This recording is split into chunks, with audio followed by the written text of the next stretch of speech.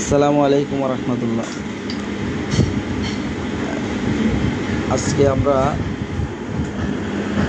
ছোট্ট একটি ডিজাইন শেষ করে এখন প্রোগ্রাম করতেছি।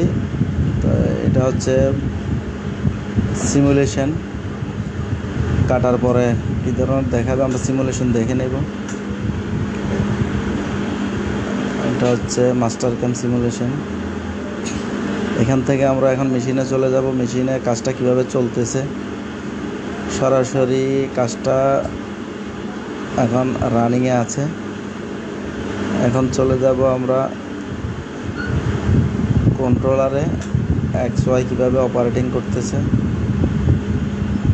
তো তাজুল ইঞ্জিনিয়ারিং ওয়ার্কশপে আলহামদুলিল্লাহ সকল প্রকারের কাজ চলমান আছে। এখানে প্লাস্টিক ইঞ্জেকশন মেশিনের জগ তৈরি হচ্ছে লেদের মধ্যে। এটা টার্নিং ভিতরে বোরিং চলতেছে।